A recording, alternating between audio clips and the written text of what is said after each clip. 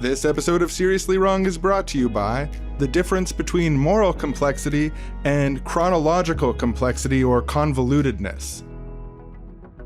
There are certain events in history and in our lives that the details of it are really complex. Who did what to who, what happened. Take the history of Israel and Palestine, for example. There is minimum 130 years history there if you really want to understand the breadth and depth of the conflict and all the events that have happened and the different peace talks and the figures involved. And it's a complicated history. But that doesn't mean that it's a morally complicated history.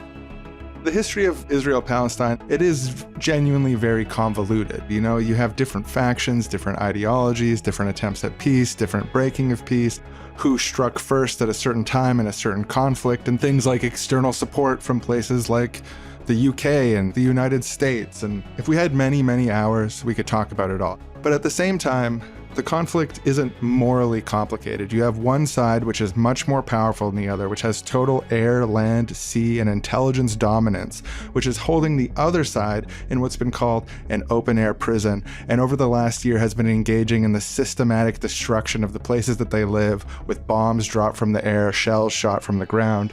They've been denied aid, and this is done with full support of world powers around the world, defending Israel's, quote, right to defend itself, providing them with weapons, and so on, while thousands and thousands of people die. In particular, innocent people are the vast majority of the victims of this, including children. That is not a morally complex situation, even if the history of it is indeed convoluted. And people try to conflate between the two, that because the history is complicated, we can't really say who's in the right or who's in the wrong. And that's just not the case. We know that's not the case with this situation. We know that's not the case with other situations throughout history. You can look at the transatlantic slave trade. There's centuries of history there involving countries spread all across the world. There's tons of complicated events, but owning other human beings as slaves is morally wrong. In the same way, an apartheid state committing a mass ethnic cleansing is wrong. And we shouldn't let that convolutedness, that complexity, and the fear of being criticized for not knowing all the details prevent us from talking to people that we know in our lives about that moral situation. The difference between moral complexity and historical convolutedness. Proud sponsor of today's episode of Seriously Wrong. You're seriously wrong. You're seriously wrong. You're seriously wrong.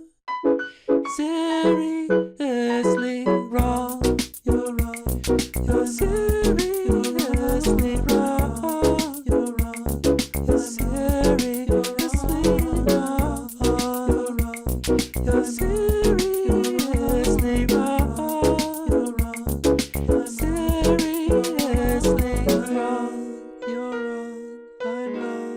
You're wrong. I'm wrong. You're wrong.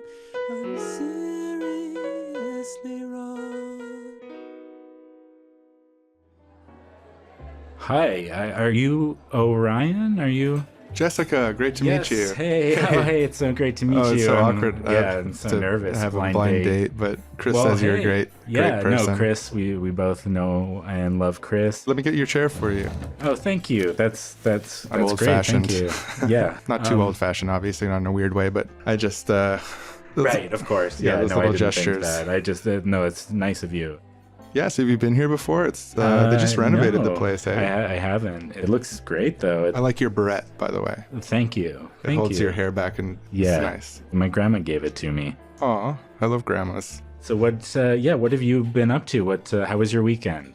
Oh yeah, my weekend was good. Yeah, I kind of fell down a little bit of a rabbit hole. I've been researching the Israel-Palestine conflict. Oh, okay. Because it's it's in the news and stuff. Rough. And I felt like I couldn't really talk about it unless I really, really knew about it because I was afraid of being criticized. Sure. Yeah, you want to be on top. That makes sense. Yeah, so I was digging into it, and it's actually, it's wild what's been happening over there. I don't know if you know the history, but it goes way back. We're talking... A little bit, maybe. Yeah, so like apparently it doesn't start on October 7th, and I heard that I was like, what does that mean? So I was looking it up, and apparently this all kind of starts with the British betraying the Palestinian people because they promised them during World War I that if they rose up against the Ottoman Empire, that they would grant them self-determination after the war. But while they were making that promise to the Palestinian people, they were at the same time made what was called the Balfour Declaration, where they promised the land to Jewish settlers, saying that that territory could be a homeland for the Jewish people. So even though Palestinian people did rise up against the Ottoman Empire, under this false promise, they had the rug pulled out underneath them. And this was just the first of a long series of betrayals of the Palestinian people. So some people say it was all the British's fault. After World War I, they split up the region into little territories, and Palestine was given to the British. And there'd already been settlements of Jewish people in Palestine for decades at that point, but once the British took over, they started really encouraging it. And the way the Jewish settlements worked was that there were these Palestinian landowners that had large plots of land that they didn't occupy themselves, but they owned, and there were people who lived and worked on that land who were like tenants, and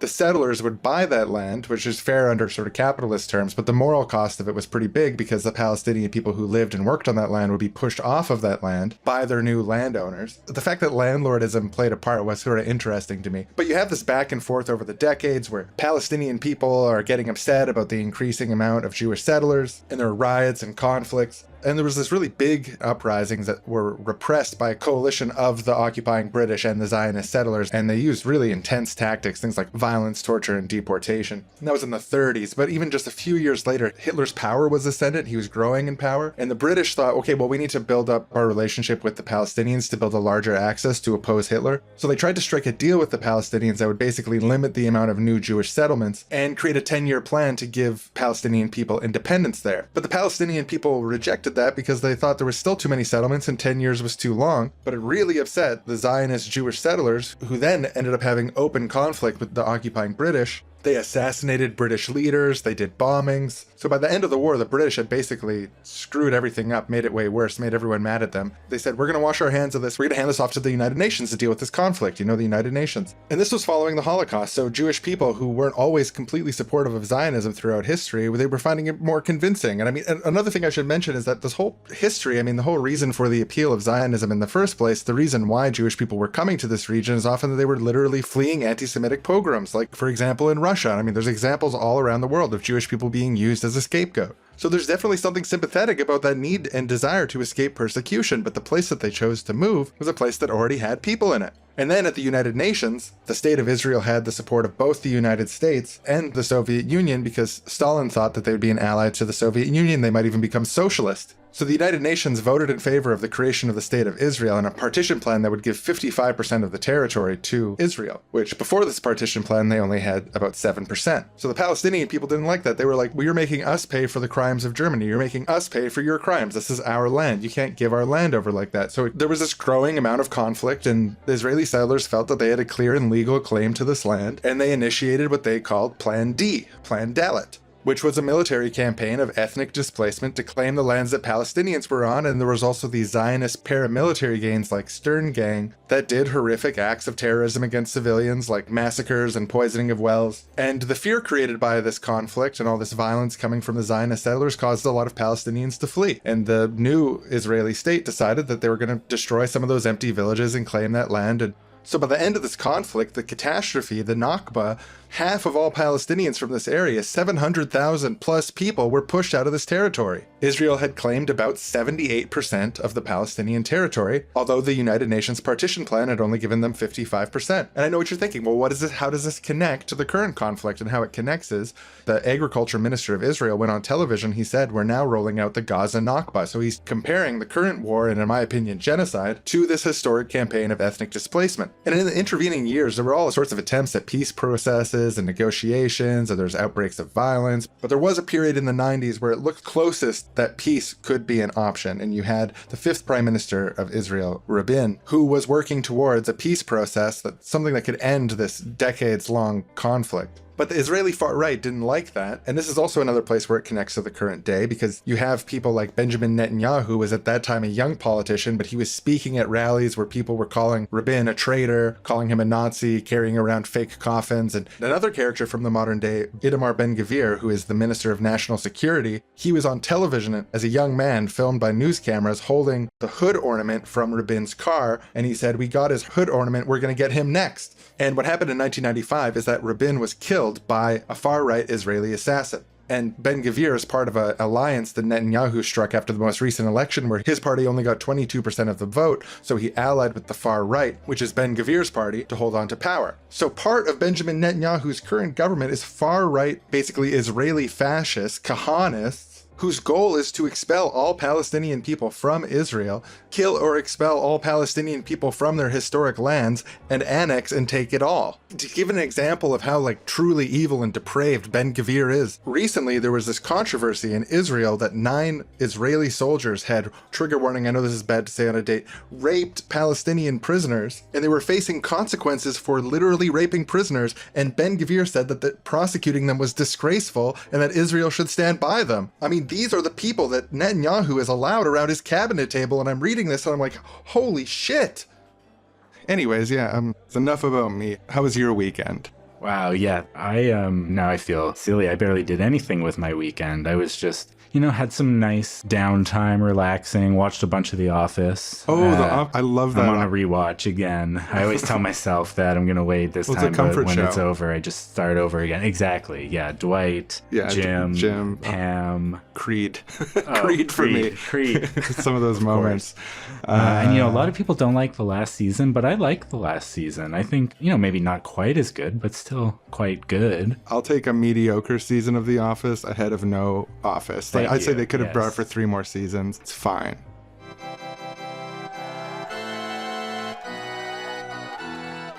Wow. Hi, everyone. Yeah, hey, everyone we know and care about is here. Thank you. Yes. Open the door for you. You look so cute right now. You look just like Jim from The Office. You're my Pam. Meant to be together, meant to be. And a lot like Jim and Pam, I feel like I knew right away. I think it was when you explained all that stuff to me about the Israel-Palestine conflict. Still a passion for me. I've been researching it all this time, yeah. Yeah, I've learned so much just absorbing things you're explaining to me. And I mean, you've seen me. Sometimes I'm reading my Israel-Palestine history book, and I read something that's just so egregious that I look up at you almost like Jim in The Office looking at the camera, like, Oh, come here, you.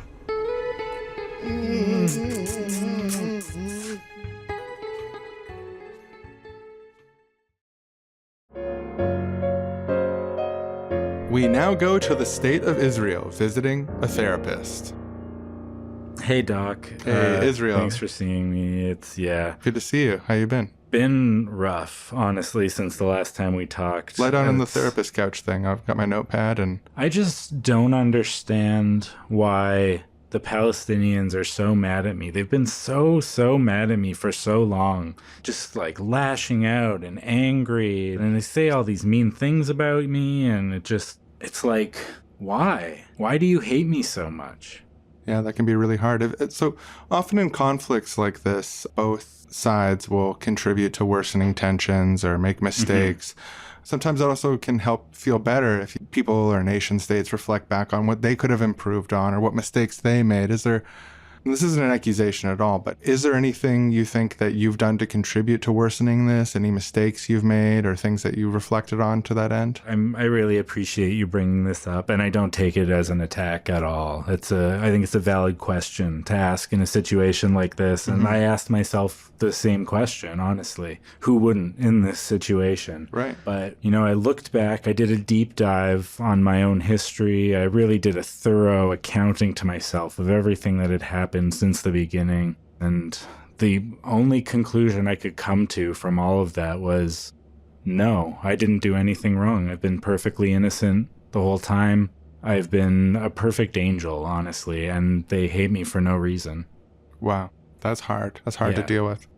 therapist. I'm sorry. Here, take this Thank Kleenex. you. Oh, thank you. Please, I need the Kleenex. Here, also take these munitions. Thank you And so much. Here's a tank as well. That'll be a big help. I'm going to transfer you more weapons as soon as possible so you can defend yourself, because we have a lot. We have a lot more than them, Right. but every little bit helps. No, it's important, because if someone's unfairly targeting someone who's innocent, I think as a therapist, you have to stand up for them, and you have to transfer them as much weapons as possible, as quickly as possible, so they can defend themselves. You know, you're not just a therapist, you're a true geopolitical ally to Israel. So thank you. Oh, thank you. Yeah, here, have some more weapons for saying that. Thank you. Thank you. It's so sweet of you. These weapons are sweet of you. Oh, here, a couple more weapons wouldn't hurt. Let me open up this drawer. Here you go. And it's like a clown car how many weapons you have in this therapist's office. You wouldn't think, it's pretty sparse. You wouldn't think there'd be so many spots to have weapons. Well, but thank you for saying that. Here, have some more weapons. Thank you. Thank you.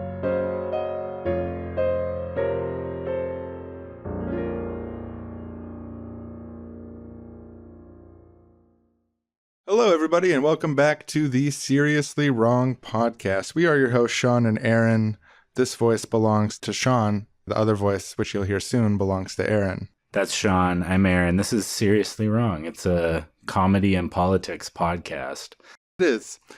But yeah, there's been, or like over the last year, in the most acute sense, but for many decades, there's been a kerfuffle in the Middle East, a kerfuffle, an Israel-Palestine kerfuffle. Many people are calling it. Kerfuffle. Some people have even been daring enough to call it a conflict.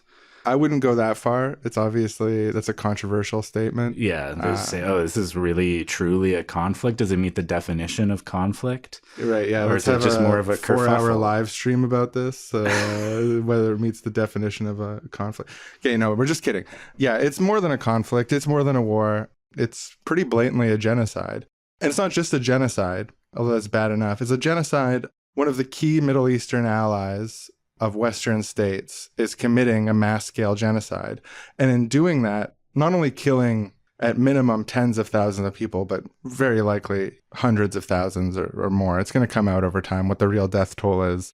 Confirmed count was like, what, 45 or 50 now or something? I think it's just over 45 currently. Yeah, so that's like a way under count, like way under count. And time will vindicate this take for me. That's a way under count of what's happening. Yeah, I mean, a lot of this happened with Iraq War, too. There's like a smaller number that's like official people that the military directly killed with bombs or guns or whatever. And then there's the much bigger count of people who died because of everything that's happening. There being a blockade, there being starvation, there being hospitals burned to the ground. Like all these other ripple effects where people end up dying are all attributable to what's happening. So there's like, the 45,000, which is like, we know these people are already confirmed killed directly by the Israeli military versus like the much greater ripple effects. And a lot of these victims are children. They're innocent children who were born in the wrong place, and they're dead because of the cynical maneuverings of political leaders, and in particular the political leadership of Israel. Yeah, and just on the terminology debate, I think it very clearly meets multiple internationally recognized standards for what constitutes a genocide. Also, like, I think a really clear way of stating what's happening is that we've been in, for the last year or so, an acute phase of a decades-long ethnic cleansing campaign, an attempt to remove the Palestinian population from the land and replace it with the state of Israel that has been just sort of encroaching and pushing people out and killing people and encroaching and pushing people out for an extremely long time at this point. But yeah, it's an acute push in an ongoing ethnic cleansing campaign that has used a whole bunch of different methods over the years, including war, including apartheid-like conditions, to achieve a goal of removing the population from the land.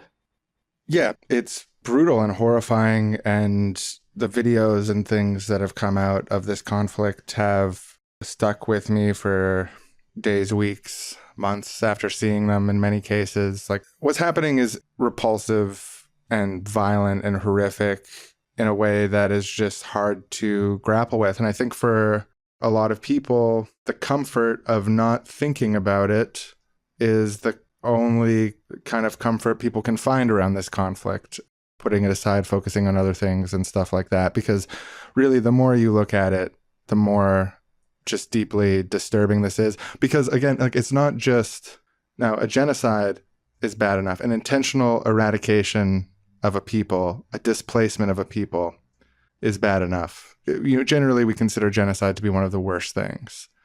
But then on top of that, and this is the part that really is disturbing in a way that's hard to find a contemporary comparison for me, is not only is this happening, but because of the political alliances of the United States, Canada, Europe, and so on, not only is this happening, it's a genocide that is, in a way, kind of made unsayable.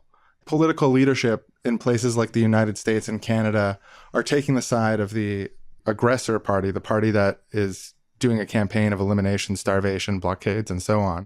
And that creates this really horrible cognitive dissonance.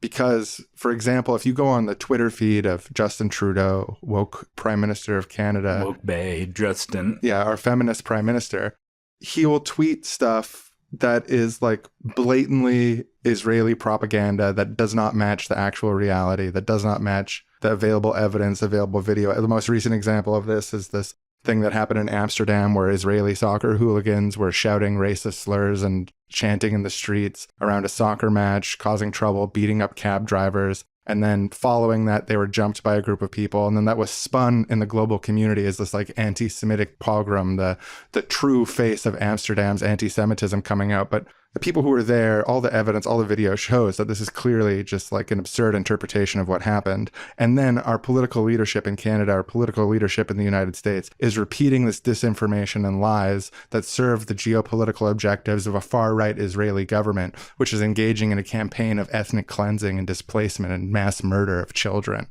So that bothers me a lot. And it's worse than just killing. It's like really fucked up. It's like really hard to deal with.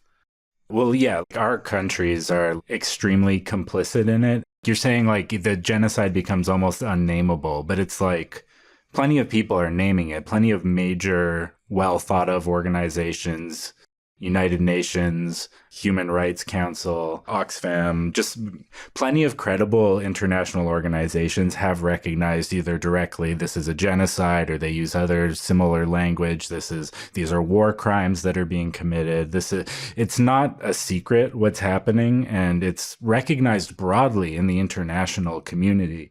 But in terms of elected politicians in United States, Canada, a lot of other Western countries like this, it's a fringe position to acknowledge what's happening. There's like a couple elected representatives in a few places who will like dare to say what's happening openly. It functions like as a political machine to continue to have all of our governments funneling money and weapons and arms to the Israeli government to aid them in continuing to commit this genocidal mass ethnic cleansing campaign. Yeah. No, and even like in comparing, like Biden is a bizarrely pro-Israel hawkish kind of president, even more so than Obama was. Obama criticized and pushed back on settlements, even more than Reagan was. Reagan threatened to withhold weapons over conflicts. So like this conflict is being used to push the domestic politics of the Western world to the right. And it's voters are being faced in elections like we just had in the United States between genocide and diet genocide. Or I would say genocide and super genocide is probably more accurate. Yeah, and it just doesn't compel the anti-genocide vote to be like, well, isn't it worse than super genocide? And even the ones who are like, okay, yeah, sure it is. And like, you'll get people going out to vote for it, but it doesn't end up, at least in this case, didn't end up being enough to win them the day on this topic. Not that that's the only thing that was happening in the American election, but it definitely had big effects. If you look at areas with large Arab American populations, there's places where there's major vote splits between like voting for local Democrats and not voting for Kamala. This genocide has been the subject of massive protests around the country. And like we can say that other things played a role, but trying to sell people on the idea that genocide is better than super genocide is like technically true, I guess. But when you're talking about swaying voter populations, that kind of messaging just isn't going to cut it. Like, it might appeal to certain smug liberals who, like you said, the only comfort they have in this situation is basically ignoring what's happening. Yeah. And yeah, like you're saying, it pushes our politics overall to the right. Because when you have all sides of the mainstream acceptable political spectrum all messaging to the right on this, the base of the right gets excited, while the base of the left is not excited to go out and vote. Yeah. And we'll talk about this at length in future episodes. There's a broader pattern here, which is that centrists see the existence of left-wing politics as an unfair and violent split from their right to rule. So anyone expressing any sort of position that doesn't coalesce with falling completely in line with lesser evil centrism is itself violent to them. So they're already following the election loss. You'll see people going on Twitter basically gloating at how harmed the Muslim community is going to be from their bad voting. And like, this is disgusting shit. And this is not the subject of the episode, and it's not the most important part of what's going on, but it does connect to the global corruption of our politics and our political life as a result of far-right Israeli governance and far-right Israeli communication strategies in the wake of an ongoing genocide. Let's talk about October 6th a little bit, because this started with the flood attack on October 7th. That's the start of this current wave. But it's also worth mentioning, on October 6th, already, before the October 7th attack on Israel, 2023 was the deadliest year on record for Palestinian children in history. Israel was killing Palestinians at a crazy rate, even during this peace time. Human Rights Watch said that it was an open-air prison. Amnesty International said that what was happening in Israel was apartheid. And there was a global consensus moving in the direction of criticizing Israel, at the very least, for this ongoing decades-long thing. And that's before the conflict broke out. So it's kind of a cliche to say this didn't start on October 7th in left communities, but it's a profound and important point to make. And people in Gaza, they were living in intolerable conditions, lack of access to clean water, lacking political rights. There hadn't been an election there in, was it 15 years or something? Yeah, or like 20, I thought. Yeah, I don't know the exact date. I know Israel was militarily, like, boots on the ground, occupying Gaza for decades before 2005, but they left in 2005 and just had the control over the borders, what goes in, what doesn't go in. That's when the open air prison thing kind of comes into a talking point, because they're no longer directly occupying. They have a big fence around it, basically controlling who can go in, who can go out, what can go in, what can go out. They're basically keeping them in a pen, using military control over the borders. Yeah, no, and there's stuff too of like Palestinian people could leave Gaza to go work in Israel sometimes, but they'd have to like wait at the border for hours sometimes and stuff. So like Israeli citizens could go in and out of Gaza more easily than Gazan citizens. Oh yeah, there's like 3-hour thing at the border. I've heard people like describe the situation, or like Israeli people who are like, I didn't understand how bad it was until I met this person from Gaza and I went through with them rather than just going through, as an Israeli reporter or whatever. Yeah, and it's like they need to be back by 8 and it's a 3-hour wait. So if you show up at 5:01. Yeah. And this is all if you get like permission to come work and thing, which is like a whole other process on and of itself. And yeah, it's a morally unconscionable situation on October 6th. And it had been a morally unconscionable situation for decades at that point. And following the attack on October 7th on Israel, the leadership of Israel basically announced through various ways that they were going to engage in a campaign of collective punishment against all Palestinian people for the actions of a small percentage of the population. The far-right national security minister on the 10th of November, Ben-Gvir, said, "To be clear, when we say Hamas should be destroyed, it also means those who celebrate, those who support, and those who hand out candy. They're all terrorists and they should also be destroyed." So you're talking about anyone who, not Hamas fighters, but people who are incidentally within Palestine being dehumanized for decades, who might be glad to see their oppressors and occupiers get a black eye. Handing out candy is a pretty twisted thing to mention as well. Like, I mean... Yeah, I don't know the exact quote or who said it, but there are no innocent Palestinians is another one. in the ICJ application from South Africa accusing Israel of genocide, they quote parliamentarians from the Knesset saying there are no uninvolved people in Gaza, there are no innocent people in Gaza. The killers of women and children should not be separated from the citizens of Gaza. The children of Gaza have brought this upon themselves, and there should be one sentence for everyone there: death. So this is from far-right parliamentarians, part of Netanyahu's ruling coalition. He was elected with only, I think it's like 22% of the vote or something, and then he formed government in a coalition agreement with the far right. So these are representative of at least a major piece of the government, and extremists like Ben Gvir are given serious posts within this government. And these are people who celebrate the historic destruction of Palestinians. These are people who celebrate Israeli terrorists who killed innocent Palestinians and so on. Another one of these related quotes: on the 12th of October, President Isaac Herzog said, "It's an entire nation out there that is responsible. It's not true, this rhetoric about civilians not aware and not involved. It's absolutely not true, and we will fight until we break their backbones." Additionally, Yoav Gallant, this is kind of a notorious quote as well. Gallant was recently fired by Netanyahu because his position was that they already killed everybody and they should probably stop now after running a genocide for a year. As defense minister, Netanyahu is replacing him with an even more extremist freak to continue the work, because I think ultimately their goal is to annex the lands, eliminate the people. So this upcoming quote is from the person who was recently fired for not being extreme enough? Exactly. Okay. And also is the person that, like, people were saying, like, oh, this is so horrible, he's getting rid of a moderate voice. Right. Oh, So- yeah, let's hear from the moderate voice. The moderate voice said, "We are fighting human animals and we are acting accordingly."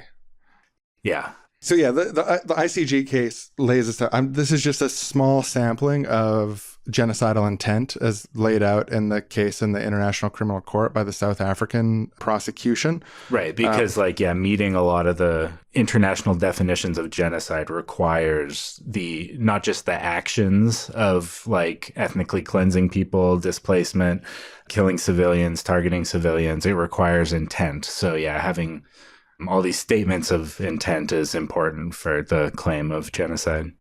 A former parliamentarian was on the news calling for all Palestinians in Gaza to be killed, saying, "I tell you, in Gaza, without exception, they are all terrorists, sons of dogs. They must be exterminated, all of them killed. We will flatten them, turn them to dust." Benjamin Netanyahu invoked this biblical story of Amalek, saying, "You must remember what Amalek has done to you, says our Holy Bible," and we do remember. The relevant biblical passage reads, "Attack Amalek, spare no one, kill alike men and women, infants and sucklings, oxen and sheep." So he's invoking a biblical passage that advocates for the killing of innocent women and children. He did that in October of 2023. Netanyahu also, in an address to the Knesset, said that the situation is a struggle between the children of light and the children of darkness, between humanity and the law of the jungle. The Minister of Agriculture, Avi Dickler, on television recalled the Nakba of 1948, in which over 80% of Palestinians were pushed out of the new Israeli state and forced to flee their homes, saying, "We are now actually rolling out the Gaza Nakba," which is one of the most explicit declarations of public intent to eradicate, displace a population, and take their lands. There's only so many of these quotes you can read before they all start blurring together in this horrific mishmash of just like the most. And these are high level people. These are people at the top level of government. So the ICJ case, the South African application to the ICJ says this: "The above statements by Israeli decision makers and military officials indicate in and of themselves a clear intent to destroy Palestinians in Gaza as a group as such. They also constitute clear and direct public incitement to genocide. Statements by prominent members of Israeli society, including former parliamentarians and news anchors, constitute clear, direct, and public incitements to genocide, which has gone unchecked and unpunished by Israeli authorities." And so the ICJ case, in order to get results in that, it's going to take years before there's like an official ruling on whether or not it was a genocide. But Israel was given temporary, I can't remember how they phrase it, an interim directions on how to ensure that they aren't participating in genocide. Things like minimizing intentional displacement, killing of civilians, et cetera, common sense, no war crimes kind of stuff. And unfortunately, they have not followed those orders. They have continued to commit war crimes, mass displacement, and murder of innocents, and a lot of children as well. And I think in particular, I mean, it's sad when an innocent adult is killed, but an innocent child, a single innocent child, let alone thousands and thousands of innocent children. I mean, my God. Yeah, many of which there's like videos of them dying, videos of their corpses, videos of crying parents. There's like so much evidence of this, and so in like high detailed, yeah, it's horrifying. But yeah, so you have all these statements, and then I think it's also important to take a look at like what are some of the actions that they've been doing since October 7th. What has been Israel's response to this attack? Yeah, in terms of policy, in terms of on the ground, what did they not just say, but what did they do? Yeah, exactly. So we have some early airstrikes on refugee camps that I want to mention. October 9th, Al-Shadi refugee camp and Jabalia refugee camp are both hit by Israeli airstrikes. This is a marketplace. These are mosques being bombed 2 days after October 7th in refugee camps. October 17th, the UNRWA, that's the United Nations, it's an UNRWA school in the Al-Maghazi refugee camp, is hit with military airstrikes. I'm obviously not going to be able to go over every military airstrike on a civilian target. I'm just going over... We're sorry to say that Israel has struck too many innocent civilian targets. This would literally be like a 6-hour podcast going over like in detail each one, but I'm just... One more is on October 27th, 2023, at least 30 Israeli missiles targeted the residential Yarmouk Square in Gaza City, leveling at least 8 inhabited apartment buildings, and hundreds of people were killed. I have like all these things in a notes doc that we'll link in the description.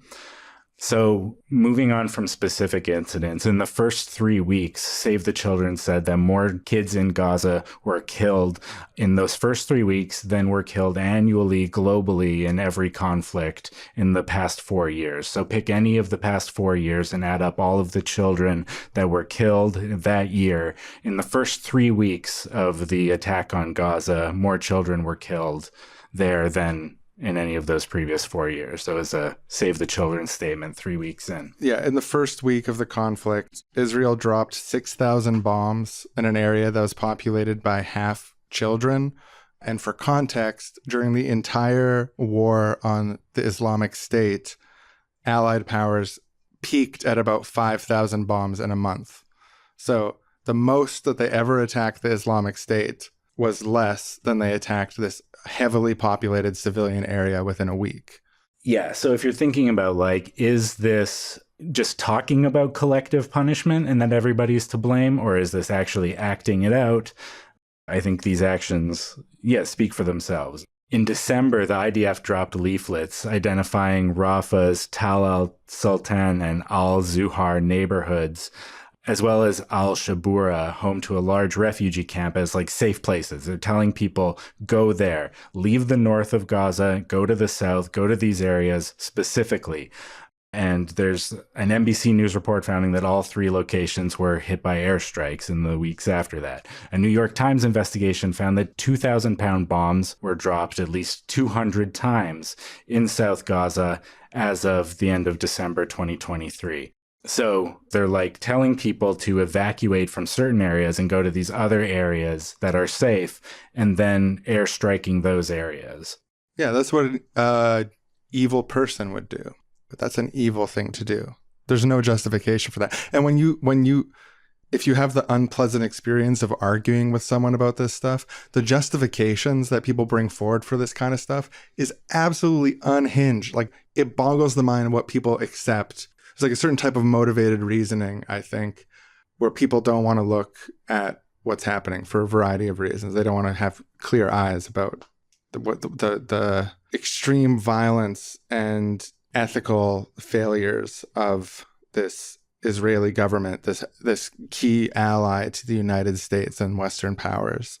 it boggles the mind. In a 6-month report released in November by the UN, covering the first 6 months of the conflict, they found that 70% of the confirmed 34,000 people who were killed at that point were women and children. So again, that's people directly killed by airstrikes, bombs, guns, etc., killed by Israeli attacks. 70% of the 34,000 people were women and children. So, yeah, in terms of are we targeting civilians directly with military assault, backing up our words, I think the answer is clearly yes, they are. Yeah, I mean, take it from the words of prominent Israeli politicians. They said we have to kill the women and children too. They said it publicly. And then look at it 6 months later, and the report is 70% of the casualties are women and children. Yeah. True to their word. Yeah, and you can call them many things, but you cannot call them a liar. So those are the people. I mean, they lie about other shit all the time. Yeah. Those are the people they directly killed. But yeah, as you mentioned, there's also been a blockade that was implemented basically immediately. Yeah, and that's what Mr. Moderate Yoav Gallant was talking about, saying we're going to deprive them of food, water, and etc. Again, it's collective punishment as a war crime under the United Nations. Israel is a signatory to the Genocide Convention. And yeah, like a Human Rights Watch report in November of 2023, so a month in, said, after October 7th, the Israeli government shut off the pipes that supply Gaza with water and has only since resumed piping water to some parts in southern Gaza, but it's not reaching everyone and it's not nearly enough to meet the needs of Gaza's population, requiring many to rely on the local water supply, which according to the UN, more than 96% of is unfit for human consumption. Yeah, and the next month, Human Rights Watch said in December that Israel is using starvation of civilians as a method of warfare in the occupied Gaza Strip, which is, again, a war crime. These are stacked war crimes. Like, these acts are not just one war crime. Yeah, there are multiple types of war crimes. Every single one of the, UN data found that just 2% of food that would have been delivered has entered Gaza since the total siege was imposed on 9th of October. That was at the end of October, a statement from Oxfam quoting the UN data. 2% of food that would have entered in that first month actually did enter. And this is continuing. It wasn't just in the first month. It's 1 year in. They're saying 83% of required food aid does not make it into Gaza. And that this reduction means that people in Gaza have gone from having on average 2 meals a day to just 1 meal a day. So one meal every other day. 1 meal. Sorry. 2 meals a day was the status quo in the open-air prison military blockade that had been ongoing for decades before October 7th. Which is less than nutritionists recommend. I don't know if you remember your food groups, etc. They typically say 3 meals a day. But has gone down to just 1 meal every other day. An estimated 50,000 children aged between 6 to 59 months urgently require treatment for malnutrition. 65% of insulin required and half of required blood supply are not available in Gaza, and a record low average of 69 aid trucks per day entered Gaza in this past August compared to 500 per working day in the previous year. Yeah, and there's too many specific examples to mention because our episodes are only 2 hours long, but there's tons and tons of examples of Israeli authorities and people who advocate for Israel blatantly lying about all of this, saying, oh, we're sending food in, we're sending enough food in, or Hamas is taking all the food from the poor innocent people, we're trying to get it to them, we're sending in aid. The amount of lying that's happened in the public sphere about this is mind-boggling, and then not only that, it's being repeated by mainstream, allegedly left-of-center politicians all over the Western world who take this stuff, these blatant lies, these verifiably untrue lies at face value, and then amplify them to the public. And again, that's one of the things that is propping up this genocide, is you have a public sphere in the Western world where center-left politicians and right-wing politicians are contributing to, for all of the anger and frustration that Joe Biden and the Democratic Party claim to have about the disinformation crisis that led to people supporting Donald Trump and so on, is they go on TV and they say stuff that's verifiably untrue about this conflict because it supports their geopolitical interests to do so. And I think they really are true believers, like as in they're not informed and they don't care to become informed. Yeah, so we have all these direct attacks on civilians, and then we have the broader strategy of harming the civilian population through these blockades. And it's hard to assess the damage of that exactly. There's not a lot of good numbers. It's probably going to be years after the fact that we have any real idea. But one indicator that we do have is a letter that was published in The Lancet in July of 2024, estimated that actual deaths at that time, which I think were the official number was about 35,000 at the time, maybe a bit higher, but that they estimated that actual deaths could have been over 186,000 at that time, taking into account indirect deaths caused due to starvation, lack of healthcare infrastructure, et cetera, et cetera. So yeah, when we're saying that it's currently at over 45,000, that's a massive undercount. We're not going to know the real numbers for a while before this can all be sorted out, but it's in the over hundreds of thousands likely. And yeah, it'll be challenging to know the real numbers. It will always just be estimates. Things that'll always be argued and debated, be contested. And I mean, part of the reason why is that it's hard to know these things is that Israel has blocked outside journalists from going in and outside of Gaza to watch what's happening and report on what's happening. But they've intentionally taken campaigns to kill journalists, to kill Palestinian journalists. They accuse Palestinian journalists of working with Hamas. They accuse Palestinian journalists of being terrorists who should be killed. And they kill them incidentally sometimes. They kill them intentionally. They kill their families. And this is all public record. And I'm not carrying water for Putin by saying this, but when Putin kills journalists, rightly so, our Western politicians condemn that, and they talk about what it means, which is that this is an autocratic method of information control. This is a way of stigmatizing people from challenging the political power of the Russian state. But Israel, because they are an ally, is not criticized the same way. So at a year in at this point, I just want to read from this Oxfam September 2024 report, kind of overview of the first year of the conflict. Data from Action on Armed Violence showed that Israel hit civilian infrastructure across Gaza with explosive weapons once every 3 hours on average since the war began. Records which are not comprehensive showed Israeli explosives hitting, on average, homes every 4 hours, tents and temporary shelters every 17 hours, schools and hospitals every 4 days, aid distribution points and warehouses every 15 days. They also found that over 25,000 children had either lost a parent or become orphans, obviously leaving them in deep emotional distress. Most children grappling with anxiety and severe physical injuries, many having lost limbs. So even the kids who aren't dead are, traumatized for life and often maimed physically as well. And also an OCHA report in September 23 at the same time found that only 17 out of 36 hospitals were currently functional, and all of them were only partially functional. So they can't even care for all these people who are hurt. I recognize in myself right now that I'm trying to keep this wall up between how this makes me feel and what it means and this information that I want to share.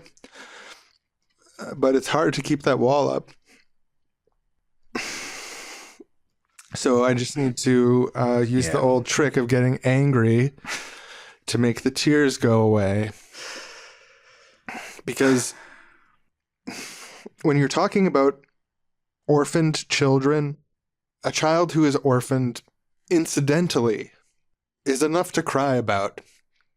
Yeah, and then you multiply it by 25,000 and go back and listen to those statements of what they were intending to do in Gaza before they did it and while they were doing it. And we've seen the videos, right? You've seen the videos of parents clutching the ragdoll bodies of the innocent children that they love the most in the world, and they would sacrifice themselves for. And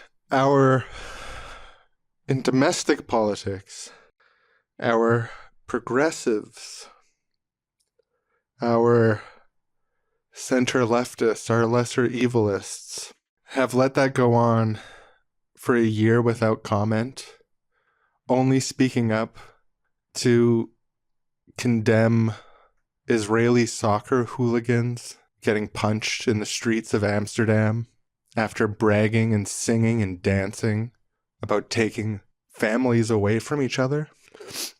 And then they complain that people are hesitant to take the time to go bother and vote for them. And they're going to blame them for what happens when the right takes over in their place. I understand why people don't want to think about this. I understand why people want to pretend it's not true. But it is true. Israel also used banned munitions in Gaza. They used white phosphorus, which is itself a war crime to use. Yeah, there was reported incidents in October 2023. Video, you can see the videos of it. And yeah, it's a war crime because it puts everyone in the area, civilians around it, at risk of serious long-term injuries.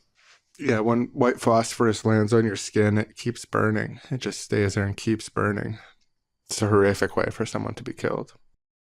All these things, collective punishment, forcible transfer of populations, blockading humanitarian aid, withholding food and water, indiscriminate attacks, if you want to be kind and say they're indiscriminate and not directly targeting civilians, and using banned munitions, all of these things are war crimes.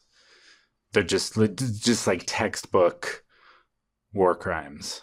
Yeah, and I mean, Israel should be held fully. Anyone who commits war crimes should be held fully fucking accountable for war crimes. Like the Israeli cabinet who created this situation, all of them should be going to the fucking Hague, and we should see them be held accountable for it. Papa and boy. Hey, Papa, can I talk to you for a minute? Oh, of course, son. Yeah, come sit down. You can talk to me about anything. What is it? Well, all the kids today at school on the playground were discussing the Israel-Palestine conflict. Right, yeah. And, well, That's tough. I just felt like such an imposter. Like, I felt like I shouldn't say anything, even though I have strong feelings about what's happening. But I just was worried that I didn't know enough, or that someone was going to catch me out on some information I had wrong, or that I was going to make a fool of myself or represent my ideas badly. But then all the other kids who were just like talking, some of them seemed to know so much stuff, and then some of them seemed to know almost nothing, but they were just fine talking and saying all this shit. And I don't know. I'm scared. I don't know how to deal with it. Well, son, I gotta let you know it's perfectly normal to have feelings like that at this age. The history of Israel-Palestine, it's 130 years plus, and it's very convoluted. I think a lot of people, even adults, sometimes struggle with this. They say, do I have permission to speak on this? Am I going to get everything right? People feel so strongly about it, and they seem to know so much. Are they going to attack you because you got some detail wrong or something like that, right? It's just like, is it even worth it for me to add my voice to this? Like, should they even bother?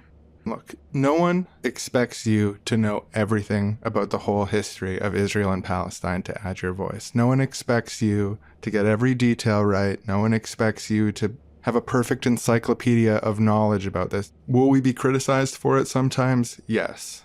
But you just have to follow your heart. Like, how do you feel about what's happening in Palestine right now? I feel like it's wrong. Israel should stop bombing. Well, why? What makes it wrong? Why do you feel that way? I think killing civilians is wrong. They're killing a lot, from what I understand. Do you feel like both sides here are equally strong or equally to blame? Not based on what I've heard, no. Do you condemn both anti-Palestinian racism and anti-Semitism, son? Yeah.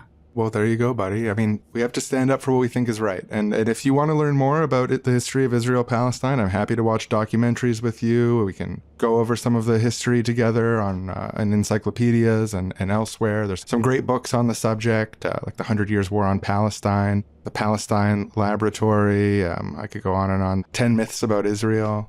You can borrow any of my books on that geopolitical conflict anytime. When we look back on this time and we see the things that have happened, you think people are going to feel better and better about this? Or are people going to start looking at this like, at the time of the Iraq war, son, there was all these war drums, everyone. You couldn't even say, oh, I don't support the war or whatever. People would attack you. Oh, you like Saddam or whatever. And like people get worked up into a frenzy, son, about this stuff. And I think in retrospect, when people look back on this time, we're going to be proud of the fact that we took a little criticism in order to stand up for what was right. And I just want to let you know, son, I'm proud of you for having the bravery to do that. Thanks, Dad. You always know what to say to make me feel better.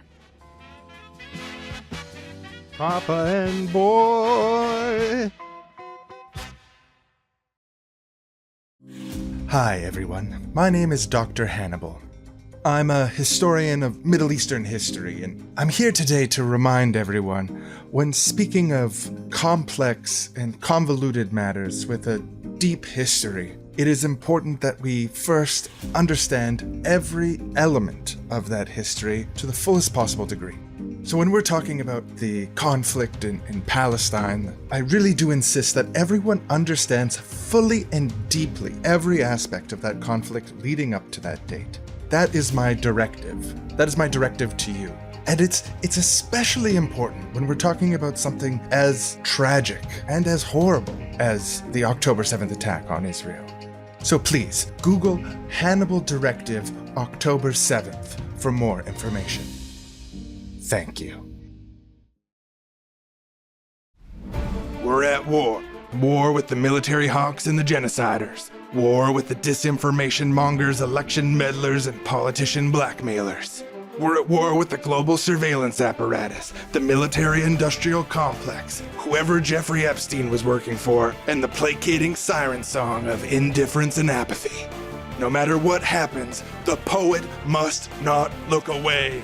I'm Felix Bones, and this is Narrative Wars, because there's a war on for your story. Okay, folks, we got a big show today, but first, a word from today's sponsor. Today's episode of Narrative Wars is brought to you by brainwashing pills. Now, a lot of us got dirty brains full up of government lies, and these new pills, these brainwashing pills, are a once-a-day pill that washes your brain of the government lies and makes you squeaky clean. Squeaky clean brain is the promise. Why would you wash them if you did not want them to be clean? Don't have a dirty brain anymore. Have a clean brain. Clean out those government lies. Brainwashing pills, use the coupon code Netanyahu, let it happen for his geopolitical and domestic political aims to get 10% off. Alright folks, we've been covering this for weeks now. What's happening now in Israel and Palestine? This genocide is a moral nightmare, and more will die before this ends because of our cowardly political leaders refusing to do things like arms embargoes and repeating the lies that are used to justify war crimes. Now look, we're making a case today, folks. It's no secret that leaders will use fear to control the population. And if they rain violence and terror on people outside of their borders, what stops them from raining violence and terror on the people inside their borders? Now we know that Benjamin Netanyahu was facing incredible internal pressure, potentially on the way out of power at the time of the October 7th attacks. It is a verifiable record that he has done horrific things to people who are absolutely innocent. Is there anything he could do that would really surprise us? Remember, folks, Israel provided funding and support to the earliest versions of Hamas. This is true. Look it up, because they wanted to counter the power of the secular PLO within the Gazan territory. In some ways, Hamas is the perfect enemy for Israel's right-wing political leadership, and don't take my word for it. Benjamin Netanyahu said it himself, and I quote, "Those who want to thwart the possibility of a Palestinian state should support the strengthening of Hamas and the transfer of money to Hamas. This is part of our strategy." Now, folks, is it really such an unreasonable question to ask? In a free society, how did this little band of resistance fighters overcome total air, land, sea, and surveillance dominance by a military superpower, break through a fence, lock an operation of hostage-taking, and command the region for so long? Now, this is an attack that started at 6 in the morning. IDF did not arrive on the scene at the Nova Music Festival until 3 p.m. What caused this failure to stand up for their own citizens? And does it have anything to do with the domestic and geopolitical interests of the reigning party and their leader, Benjamin Netanyahu? I mean, just look up Israel intelligence failures on October 7th. It is staggering. New York Times reported that they had the outline of their attack plan a year in advance. They were warned by Egypt 10 days in advance. It was reported by the Financial Times and elsewhere that low-ranking IDF frontline soldiers that were primarily women were reporting back up the chain of command that they were planning and working on an attack, and they were dismissed. Civilian groups who were monitoring Hamas communications. They had a WhatsApp group where they were passing back and forth what they were hearing on open radio, talking about the way that they were going to break in, take hostages, and so on. They reported this to the IDF. They were blown off, and they were forbidden to continue listening to Hamas communications in April of 2023. This was reported by Jewish Voice News. There was a separate person doing the same thing who is similarly forbidden from listening in April of 2023. He told Jewish Voice News that he believes that Netanyahu let this happen to justify going into Palestine. Turkish media reported that an informant in Gaza warned the IDF an attack was planned for the beginning of October. It was brushed off. There's an IDF unit tasked with questioning the IDF called the Devil's Advocate Unit. They warned 4 times in 3 weeks that an attack was pending. And there were a series of technological failures in the lead up to October 7th. Surveillance balloons broke down in the weeks leading up to October 7th and were not replaced. Vital communications infrastructure on the morning of October 7th went down for hours. According to Axios, there were signs of unusual activity around the Palestinian border. We found out later that that was a mass activation of Israeli SIM cards. These Israeli SIM cards would allow members of Hamas to communicate with each other while in Israeli territory. And I mean, the most troubling evidence, I think, of all that I've encountered is that the head of security of the Nova Music Festival told Channel 14 News in Israel in February of 2024 that he was personally warned by a friend in the IDF that something could happen that day. He was shot on October 7th and hid in a bush. He pressed his friend after. What did you mean something could happen? Why did you tell me that? His friend told him, they told me there's going to be an invasion, but I wasn't allowed to tell you that. That is the words of the head of security for the Nova Music Festival. You can look this up, Channel 14 News. Surveillance footage of October 7th, it was reported by the Jerusalem Post, was removed from IDF databases by the end of the year or made classified. And now in November of 2024, we have a new controversy. This is mainstream news in Israel. Someone from Netanyahu's office, it is alleged, tried to blackmail an intelligence officer in the IDF into altering records from before the attack on October 7th using a sex tape from a former girlfriend's phone. This is a media scandal in Israel. They're blackmailing their own IDF officers to alter the records of what they knew and when leading up to October 7th. Now, folks, your old pal Felix can connect these dots for you, or you can connect them yourselves.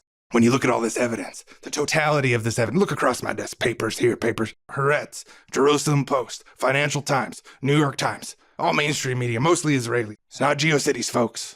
When you look at all this, the question really becomes, is this the most brutal series of incompetencies ever, with incredible humanitarian cost, in a way that just happens to benefit the worst people possible within Israel to do their dream of annexing and genociding the Palestinian territories? Or was this an intentional strategy to allow attack, which creates a narrative of retaliation? Now, they call Felix Bones crazy for making these connections. Should I be outgrouped? Felix Bones not allowed to have serious thoughts anymore? He's too cuckoo bananas? Because he thinks that all these pieces of paper are looking kind of weird. He's a cuckoo banana bird brain? That's what you think of old Felix? You think I need to go to jail? You think I need to be put in chains? Be made a slave? No! Now, folks, you know that Felix Bones always encourages people to have epistemic uncertainty, to root our claims in what we know for sure. Extraordinary claims require extraordinary evidence, as the great Carl Sagan once said. Here at Narrative Wars, we don't like to get carried away, so our guest on the show today, head of the Narrative Wars Devil's Advocate Division, Reginald G. Finkus, certified political genius, friend of the show. Thanks for being here, Reginald. Thank you so much, Felix. It's an honor to head up this division. It really shows your integrity as a broadcaster that you're willing to have an entire division of the Narrative Wars organization be dedicated to playing devil's advocate against the positions you take. Well, thank you so much for saying that. It's an expensive project, but it's a worthwhile one. I always say that if we don't test our ideas, if we do not apply rigorous scrutiny, we might just make a fool of ourselves or cause harm. And I do want to say, Felix, that I don't think you should be thrown in jail for asking these questions. Oh, thank you. I know that's a big concern of yours. And yeah, first of all, the facts that you laid out are definitely true. The individual facts about, oh, this report was issued, they didn't do anything about it. The head of security at the Nova Festival said this. It's completely true. It's a fact. But I think we need to caution people against lining up a whole bunch of facts like this, and then sometimes there can be implications from that seem really compelling, but there may be alternate ways to look at how all those facts are connected. And I mean, you said it yourself, Felix, this could have been a massive series of incompetencies. And there's actually some pretty good reasons to think that that might be the case. Lay it on me. Well, first of all, I think it's important to think about the general context here, which is that Israel has been occupying and controlling Gaza already for many decades. So while a lot of these warnings leading up to October 7th were more frequent and of a different sort than perhaps earlier eras of the conflict, I think there was sort of an institutional bias within the Israeli government, Israeli military, to see the potential threat of attack from Hamas from Gaza as sort of just the status quo. They've been dealing with potential threats and attacks from them for decades. Another key piece of the puzzle here is that the Abraham Accords, which were signed in 2020 and normalized relations between Israel and some of its neighboring nations, were also widely seen in some circles as a normalization of the Palestinian occupation itself. It had long been a barrier to Israel's relations with several nations in the area, and it was starting to seem like maybe that was no longer the case. And so in the context of both of those factors, the sort of long history of the occupation and the increased normalization of it, Netanyahu and a lot of people in his government saw at the time that their biggest threats weren't coming from Palestinians or from Gaza. It was coming from Iran, Lebanon, and Hezbollah. So at the time of the October 7th attacks, that's where most of Israel's security resources were focused. We also have some insight into how Netanyahu was thinking about these warnings happening quite a bit before October 7th, and actually back in April 2023, Netanyahu, when asked about them, said that these warnings were exaggerated. He added that they were always preparing for such an eventuality. And we also know that in Likud party meetings the next month, in May 2023, he stressed that Hamas had not fired a single rocket on Israel for over 2 years at that point, saying that they believed that Hamas had been deterred. Basically, they thought the situation was under control. They knew there was a possibility of an attack, but it seems likely that they genuinely thought the chances of the attack were below the threshold of having to really worry about it. And that can explain why they didn't notify the Nova Festival about the potential of an attack. It can even explain why the head of security was told by his friend that he wasn't supposed to tell him about the possibility of an attack. And that's because it was determined or assumed that it wasn't that serious. Right, so basically in this scenario, they'd be feeling really powerful and invincible. They felt like Hamas is deterred. And although there were some concerns, it didn't reach a significant threshold to go out on alert or to give external warnings. And that could be the sincere position leading up to October 7th. Yeah, are we really going to put it past Israel to be so arrogant in their position of superiority that they believed that they were untouchable, basically? That makes sense to me. And then if we want to talk about the security footage afterwards being classified, there's a whole host of potential reasons for that. Could just be because it's embarrassing and violent. Same with the blackmail issue that you brought up. It could just be trying to avoid the embarrassment of certain things being on the public record and not necessarily covering up some intentional conspiracy. Right. So in this scenario, it wasn't that they were all sitting around the table laughing about how they're going to get this music festival attacked and they're going to launch their secret plans. But maybe there are aspects of these transcripts that didn't age well, them talking about known threats, which they downplayed. Or maybe even one of them made some sort of comment that appears to have some ambiguity that might imply that they wanted the attack or something like that, but in a way that is actually genuinely not related to them secretly letting it happen. But instead it appears that way, which is so embarrassing that they wanted to work at all costs to repress that. And, it is possible that this was an intentional conspiracy. We just don't have that smoking gun. And so we probably don't want to go out on a limb and say that we know that for sure. It makes us potentially more vulnerable to if it's ever proven not to be the case. It makes us look foolish. And I think it can also undermine the broader point being made here. Because, I mean, ultimately, if you think about it, nothing here justifies a genocide. If October 7th was exactly what they said it was, it doesn't justify a genocide. If a serial killer murders an entire family, whether or not the serial killer lied at the start that the dad of the family pushed him and he said, oh, that's the reason I killed them all, the dad pushed me, and that turns out to be a lie, that's like interesting historically, but even if the dad did push him, it's not a justification to murder an entire family. So, whether this was incompetence or malice, I think what these intelligence failures do show, absolutely, is how easily Israel could have prevented something from October 7th from ever happening again, simply by tightening their security procedures, taking their own intelligence reports seriously. And if we want to talk about self-defense and Israel having a right to defend itself, I think we have to talk about reasonable force, which is always part of self-defense.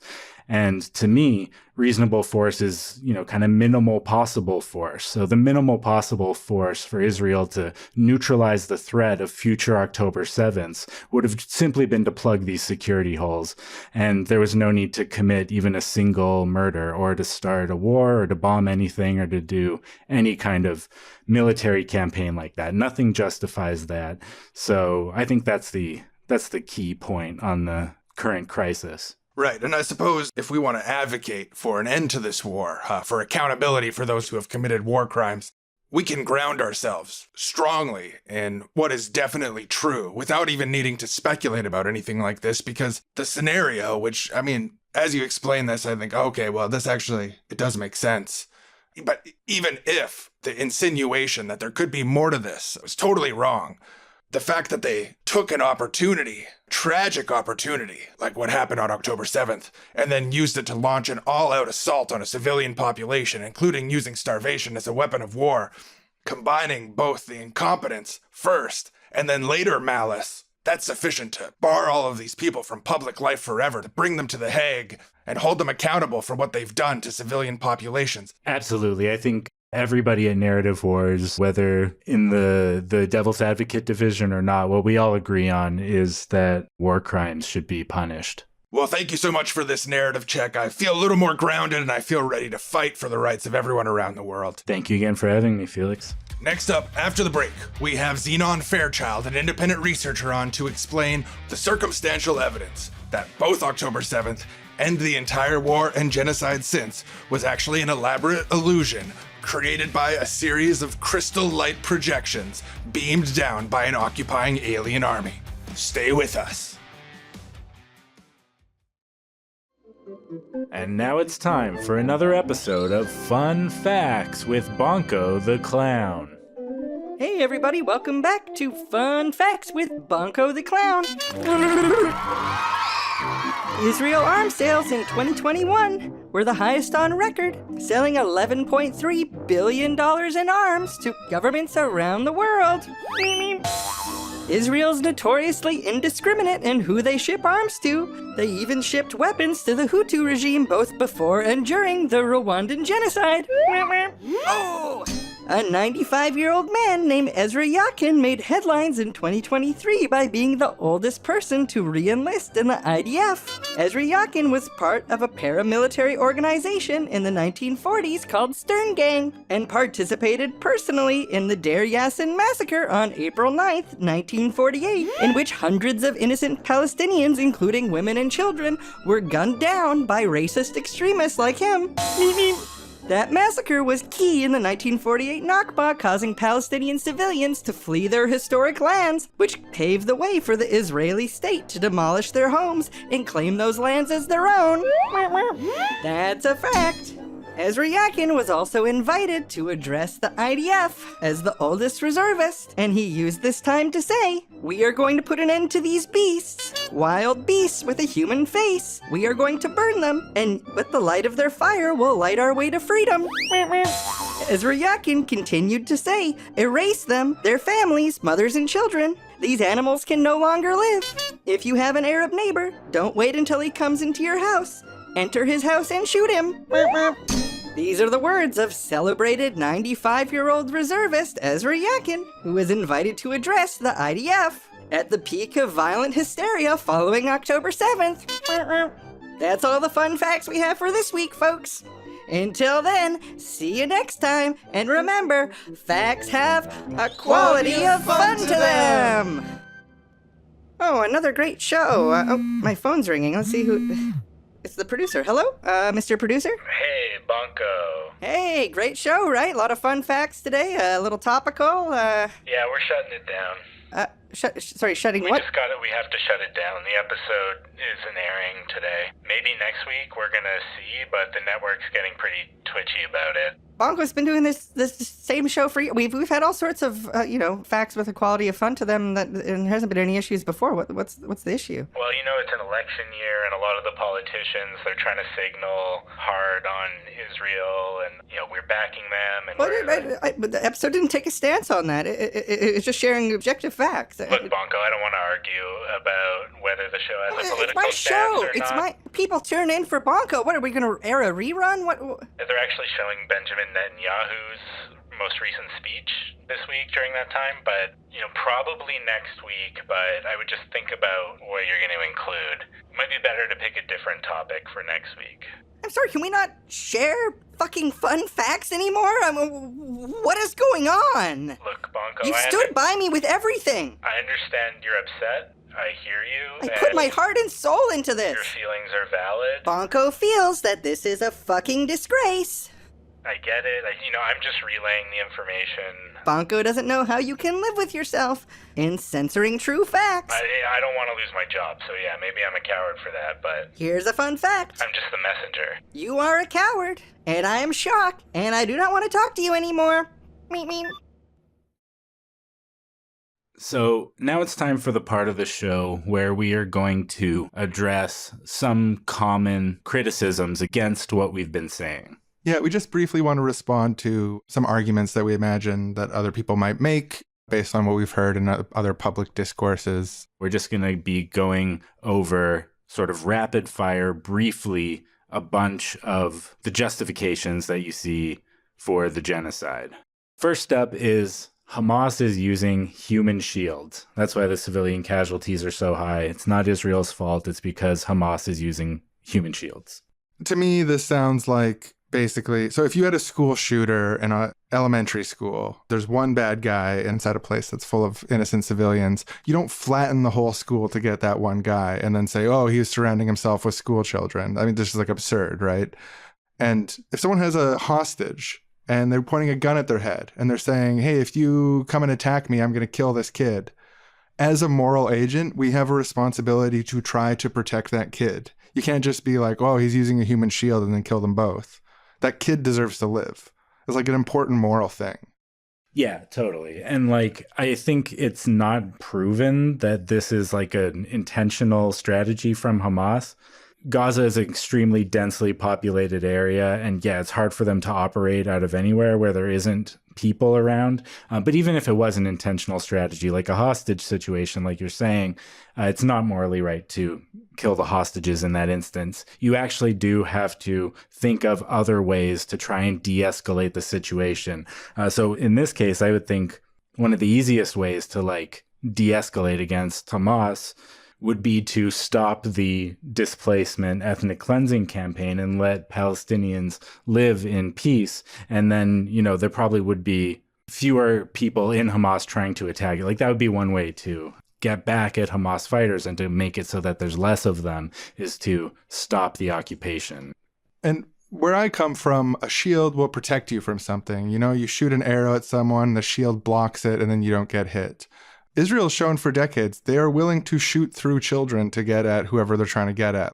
If Israel's policy has been for a long time to kill people who are innocent in trying to get at their targets, then a human shield is not a very effective thing. And then if the argument is that they're trying to get sympathy, they're trying to force innocent people to be killed so Palestine gets more sympathy. Again, I mean, look at the decades of like what that has actually wrought. Israel is extremely powerful. Israel hasn't lost any allies. They're still getting obscene amounts of weapons. The media is still massively biased in favor of Israel. Palestinian voices are still left off of television. If they were indeed pursuing a human shield strategy, it's a total failure in terms of getting them sufficient sympathy in order to change the dynamics in Israel or to protect them from being killed. So my inclination is that this is actually just a lie, like that this is just what they say to justify their indiscriminate killing of people. Yeah, if it was a ploy for sympathy, then what Israel is saying that they're playing into it on purpose and doing exactly what Hamas wants, which is to kill the children to give them the sympathy. It doesn't make any sense. It's completely contradictory. The explanation that does make sense, as you say, is that they're using it as an excuse for the genocide. Next objection is related to that, is the ratio of civilians to combatant deaths really isn't that bad. You know, if you take 70% women and children, that's like a 2-to-1 ratio of civilians, and it's comparable to some other historical events such as like World War II, for example. And I just want to note, the type of person who says this, in my opinion, is a total psychopath. Like, this is like a crazy internet. This is like an internet streamer argument. The first time I ever heard this was on like a talk show, like a legit network talk show. Someone brought up the idea of a civilian to target ratio and like what a reasonable one would be. And before they got to any numbers, I was like, oh, they're going to say like, you know, like maybe 100-to-1 or 10-to-1. Like you should try to kill 10 combatants for every one civilian, or 100 maybe. Like in my heart of hearts, I'm like, it should probably be like 1,000 or 10,000. You want to really like avoid killing any civilians at all. Yeah, if we get hard-headed about the necessity of war and so on, a civilian casualty should be a rare accidental event, right? That's what you're morally speaking. Yeah, if you're like really pro-war. But no, the numbers they're talking about is like actually more civilians than combatants, and that's okay, that there could be like a 2-to-1 or maybe even a 3 or 4-to-1, and it would be worth it to kill those Hamas fighters. And they're assuming that everyone who's not a woman and child is a Hamas fighter, saying that it's 2-to-1 currently.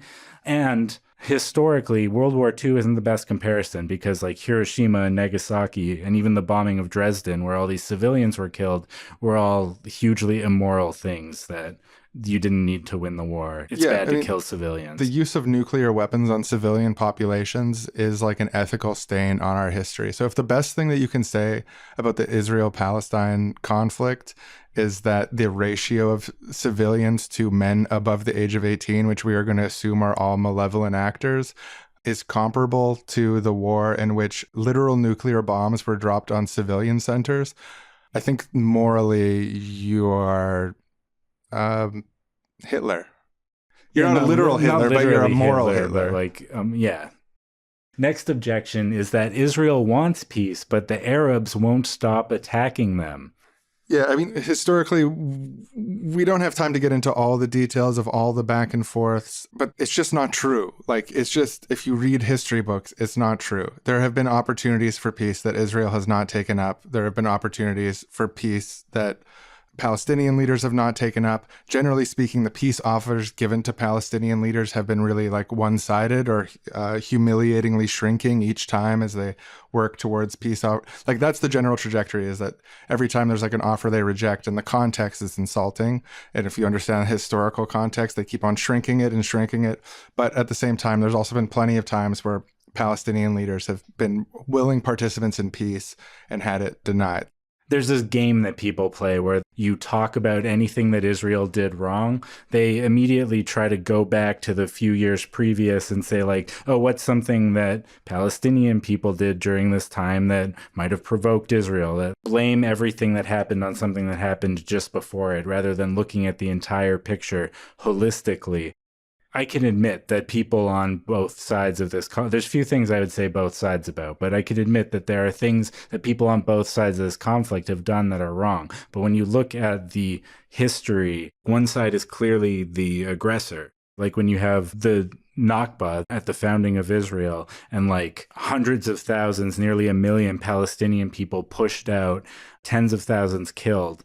The moral complexity here isn't complicated. And playing off the history that like Israel is this innocent, perfect being who just doesn't understand why Palestinians are so mad at them all the time when they're keeping them in an open-air prison, apartheid conditions, multiple wars of intentional ethnic cleansing and displacement over decades and decades. Yeah, and if you look at the death counts on opposite sides over history, it's just so lopsided. It's just blaming the victims of those attacks for sometimes attacking back and saying that that was the initial cause is really just like a moral outrage. And that's not to say that it isn't a complex and convoluted story that we don't have time to get into, but the short answer, the short response to this is that's not true. And if you want the long answer, I recommend the book, The 100 Years' War on Palestine. It's what I read in this last year that filled me in on a lot of details I didn't have. There's really great specific evidence. It's not afraid to criticize Palestinian leaders or Arab leaders in the region either. It's written by a Palestinian academic. It's very balanced. But it's also very critical of the decisions made by Israeli leadership, the leadership of the United Kingdom, the leadership of the United States in particular, giving foreign aid, selling out Palestinian people, and supporting Israel to do what they've done over this time. So I recommend that book for the long response to this critique. The short answer is, nah, not so. This is kind of related to Israel has a right to defend itself. And like, sure, everyone has a right to defend themselves. But what Israel is doing here isn't self-defense. Self-defense requires proportionality and doing the minimum possible response in order to make the harm stop. So like if someone like pushes you down and you hit your head on the sidewalk, like that's a serious thing. That's assault. You could have been seriously hurt, but that doesn't give you the right to then go and like brutally beat them to death and then go and find out their families' names and brutally beat all of their family to death and their extended family. And like at a certain point, it's not self-defense. And Israel passed the point of self-defense in this particular swelling of the conflict by like October 8th, October 9th. They shot way past it right away when all they really needed to do was like tighten up some of their security procedures, and they could have prevented something like October 7th from ever happening again without killing anybody. Another objection is that Israel is just a small little guy on the back foot, completely surrounded by enemies. I get the appeal of the narrative of kind of like plucky little Israel always punches above his weight. It's a way of inverting the power dynamic of the region. It's almost like a way narratively of going on the attack so you don't have to be on the defense, that you're so obviously more powerful than the Palestinian people. But my key issue with this, and there's multiple issues, is that this narrative is fundamentally racist. When you talk about being surrounded by enemies, they're just surrounded by a mass of the same thing. It's dog whistling. It's dog whistling the fact that all the surrounding nations are majority Arab populations and Israel isn't. Sometimes people say explicitly surrounded by Arabs. But just because they're the same kind of like broad ethnicity doesn't mean that they're all aligned. And historically, they haven't been aligned. They have their own internal dynamics. They have their own conflicts with each other. And historically, as outlined in the 100 Years' War on Palestine, the leaders of these nations have repeatedly sold out the Palestinian people as well for their own domestic and geopolitical aims. So I really do think that this narrative is ultimately fundamentally racist. They're not surrounded by a united front. They're surrounded by a number of different political outposts that are majority Arab, but that's different than being surrounded by enemies. Now, Israel has had a lot of conflict, military conflict with many surrounding nations. But I mean, currently at the moment, Israel has pretty strong relations with multiple of the nations that are surrounding it. And also, like, if we're talking about that many of the nations surrounding them do still have a problem with Israel, I think it's worth mentioning that they're a nation that was founded on a mass ethnic cleansing that like people are still not okay with and that is still ongoing decades later. So the idea that they're just like, oh, these people who are just surrounded on all sides by enemies is like not factually true, because they're not surrounded by enemies and they have the support of many of the most powerful nations in the world. But to the extent that they do have many enemies in the area, it's like we got to talk about why that is, right? Next objection is that focusing on Israel and not other countries when it comes to humanitarian horribleness and war crimes and these kinds of things is a double standard. So I think it's not, but I'm happy to concede that there are people who carry anti-Semitic views who use Israel as a way to advance those anti-Semitic views. And there are people who approach the issue of the Israel-Palestine question in an anti-Semitic way. And I totally disagree with that and criticize it anytime that I get the chance to. It would be a double standard to focus on Israel because of the connection to Judaism, but it's not a double standard to focus on Israel because of the relationship Israel has to the West, to the United States, to Canada, and so on. If a country is doing something horrible like a genocide, people generally speak out about it. But when it's your ally, when you're providing them with weapons, when you're providing them with funds, I think people focusing on that just makes good sense, you know? Like, if it's not just people have randomly picked Israel to talk about because of this like bubbling hatred within them, there's a geopolitical context that we know that our political leadership and even the money that our government spends is being sent to Israel to support this, that they're offering unconditional support and so on. There's a recent poll in the US showing only 12% of the population wanted to have totally unconditional support to Israel. A much larger percentage of the population wanted to have at least some conditions on aid to Israel. So there's that, the geopolitical connection between our political leaders and in our case here in Canada, but most of our listeners are American on one hand, which is why people might focus on it. But then the other thing too is that what Israel has been doing, not just over the last year, but over the last decades, is genuinely distinct from what you see in a lot of other countries. Having a subjugated domestic population without political rights that has all of their like food and water and stuff controlled by an occupying army. It's been called an open air prison. It's been called apartheid. That is relatively rare in the world. So I actually kind of think that often there's a double standard, especially within the political classes and American media and so on, to give Israel too long a leash on this kind of stuff and to let them get away with a lot more before they're criticized. The fact that John Fetterman ran on being a progressive and is now like Israel's strongest soldier while they're genuinely killing 100,000 plus people, that's a double standard. That's actually fucking weird. Yeah, and this kind of ties into another one, which is the idea that criticism of Israel is anti-Semitic. And there is instances of people who use Israel or Zionists as a dog whistle when what they really are referring to is like anti-Jewish conspiracy theories, or like you genuinely see Nazis latching onto this topic and pretending to care about Palestinian people in order to say something that they think hurts the geopolitical interests of Israel or hurts Jewish people. So there is real anti-Semitism, and I think there is real effort within the movements of people arguing against the genocide in Palestine to counter that within the movements and to not have it be an acceptable opinion to have.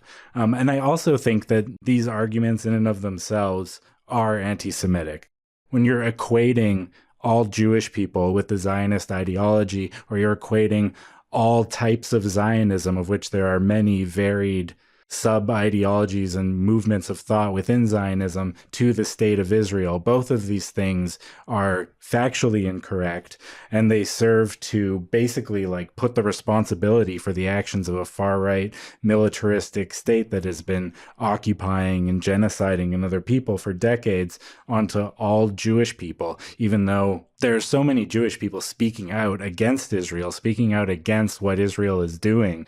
To make that equation between a state and everybody within this group all around the world, no matter what country they live in, no matter what their particular beliefs about Israel or Zionism are, no matter what, to say that an attack on Israel is an attack on all Jewish people is anti-Semitic. Yeah, and I sympathize with Jewish people who feel threatened by anti-Semitism. Anti-Semitism is a persistent thing throughout history, which is serious, not just in Nazi Germany, but before that in Russia, in the Middle Ages, in Europe. And I understand why some Jewish people feel that the existence of Israel is to their benefit, given this context as a previously genocided people. I don't want to flush away the complexity there because there is some. But at the same time, we all know that if some random person off the street was like, look what Jews are doing to Palestine, that would be an anti-Semitic comment. That would be blaming innocent people for the actions of a political elite who are making decisions in Israel to do unconscionable and immoral things. But when the state of Israel itself says, we are doing this in the name of Jewish people, and that if you're not with us, you're against the Jewish people. It's the same kind of anti-Semitism. Yeah. It's weird, right? It's like because I get it advances their political interests as a way of defending Israel, to naturalize Israel as a natural extension of Jewishness. But in doing so, they're making that first anti-Semitic example more palatable to more people. And the sad thing is that benefits the far right of Israel in a way. It harms Jewish people, but it benefits the far right of Israel, which is why the far right of Israel advances this argument. Like, they're saying, we're doing this in the name of the Jewish people. And then if you have an anti-Semite on the street who's like, that is the Jewish people doing that, that's anti-Semitic. Like, but they're saying the same thing. And it's not fair to Jewish people to have people make decisions on their behalf and to do atrocities in their name. Judaism is a rich cultural tradition. It's a religious tradition. People in these communities feel enriched by their connection to that community. And I'm aware of the fact this isn't exactly my place to say. I'm an outsider, but I think if we're interested in the well-being of Jewish people and we want to condemn anti-Semitism and stand up against anti-Semitism, we need to protect and wall off criticism of Israel, criticism of the ideology of Zionism and so on, from criticism of Jewish people. It's not fair, and it's violent to innocent people in multiple ways. Last objection is, don't you guys think that Jewish people have a right to a homeland? And yeah, like you were saying, it's complicated with the history of anti-Semitism. I certainly understand the desire of like a marginalized group to want to have a nation where they feel safe. Ideally, the entire world would be a place where Jewish people would feel safe.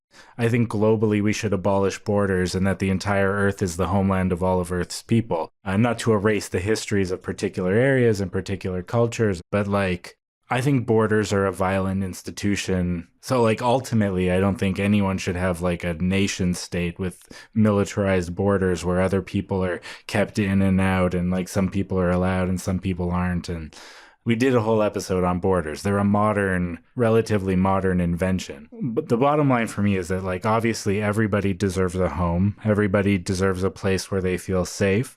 And you can't get your home by like kicking out a whole bunch of other people from their home. Like, if a bunch of people are already living in a place, you can't remove them and just say, this is my home now. Everyone has a right to a home, but nobody has the right to remove anybody else from their home. Yeah, and on one hand, I sympathize with like genocided people who have been the target of genocide in the past, to have means to protect themselves, including potentially their own political institutions and so on. But I'm skeptical of, and this isn't a Judaism specific thing, I'm skeptical of this idea of like homelands being this thing that we have a right to. Like, people aren't, like, what is a homeland? Yeah, there's some like ethno-nationalist tinge to it that like people have a right to a home and a community. They have a right to not be targeted with violence or hatred and so on. But a homeland just doesn't strike me as something that people have a right to. I feel more awkward saying it in this context than I would normally.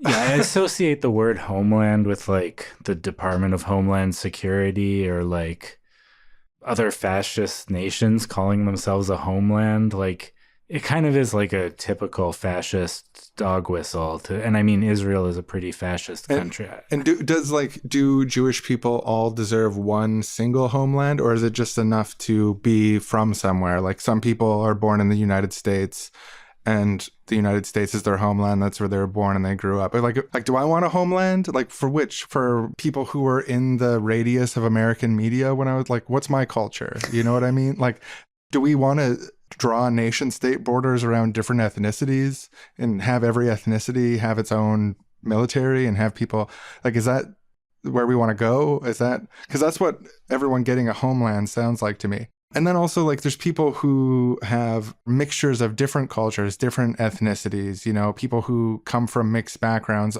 Some people are half black and half Chinese. Like, where's their homeland? That's a serious question. Is it like they've got two homelands, and then if they have a half black, half Chinese person marries another black person, well, then black becomes their homeland and the Chinese is watered down? Or it does have the vibes of when white nationalists are like, oh, you know, Japan is for Japanese people, China is for Chinese people, but can't Europe be for European people? Or yeah, like. So yeah, Jewish people have a right to a home. They have a right to a community. They have a right to have Jewish institutions, and they have a right to be free from violence and hatred. Do they have a right to a homeland? Nobody has that right. Nobody should have that right, in my opinion. It's kind of a weird, I'm going to say no to that one. Yeah, it's kind of like a malformed proposition. They have a right to a home, safe home. Yeah. I like a good right that's universal. We have a right to be free of violence and hatred. We have a right to community. We have a right to create institutions and free association. This homeland stuff is going to get us all killed. Let's be careful. So yeah, those are just some of the objections. Hopefully everyone listening now they fully agree. Yeah, they're nodding along. They have no objections. We got a comment section on YouTube. Feel free to duke it out with each other. We'll probably stay out of this one. Yeah. Yeah, we got to be honest with you. We love you. We love you, not all the audience, but also in particular, you. People who are hate listening because they disagree with us or whatever. We love you too. We got to be truthful to you. Yeah. So that was all objections answered. One step closer to world peace. We now go to the United Nations in the year 2025. Welcome to the United Nations Israel-Palestine Peace Summit. That's right. We could never have imagined just 1 year ago how far we would have come by now, but it's so great to see everybody coming to the table on these real talks for peace. Now, without further ado, I do want to get to our keynote speakers, without whom none of this would have been possible. Now, it is perhaps a bit unorthodox for two podcasters to be heading up and mediating peace talks at the United Nations, but the representatives of all the nations agreed that when they heard their podcast and the sketches they did, the way they kind of deftly handled all these different topics and brought it all together, it was universally agreed that they were the right people for the job. And so let's welcome to the stage Sean and Aaron from the Seriously Wrong podcast. Oh, thank you for having us. Hi, everyone. Hey. Wow, this is wild. The UN podium looks different from this side. Yeah, you're used to seeing it on TV, not, from the perspective of being up here. So we were just trying to figure out, this is one of those intractable problems, and a lot of people said it's not possible, but we tried to get to the bottom of it and figure out. We were like, there's got to be a way to give peace a chance here, right? Peace is always possible. That's the one thing we say a lot. Yeah, and that's all we're saying, really, is just give peace a chance. And like a dove with a, what do they have? The dove has something, right? I don't know. I can't remember.